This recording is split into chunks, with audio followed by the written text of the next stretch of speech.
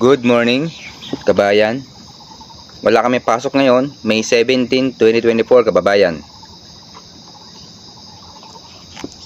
At ang ating pag-uusapan ngayon, topic today, pwede pa mag-apply sa Taiwan ng may tattoo? Atin po sasagutin yan, kababayan. Kapag kayo ay nag-apply sa Pilipinas, agency na legal, kagaya ng factory worker, kagaya ng caretaker na mag-aalaga ng matanda, babae, ay nakadepende po yan sa agency, sa factory worker na papasukan nyo.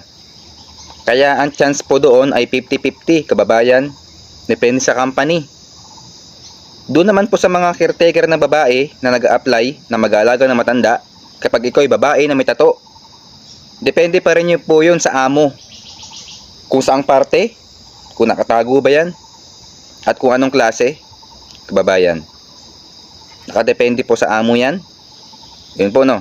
Nakadepende po yan sa agency na applyan nyo. Pero meron din po ditong agency sa Pilipinas at sa Taiwan na gusto ang tattoo, kababayan. Pero ang masasuggest ko lang is 50-50 po, no?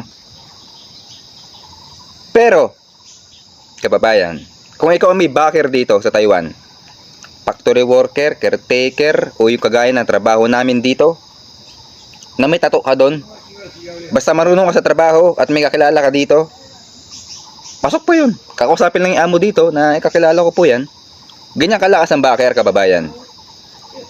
Kaya bago po kayo mag-apply doon sa Pilipinas na may tattoo, kakausapin nyo na po yung ano doon, yung inyong mga tawag doon, broker na kausap nyo, o kaya mismong agency na kung pwede ba ito, kasi itatawag po yung sa Taiwan ng agency rito kung tanggap ba yan ang tattoo nyo o hindi, ng kababayan, para hindi po masayang yung inyong medical.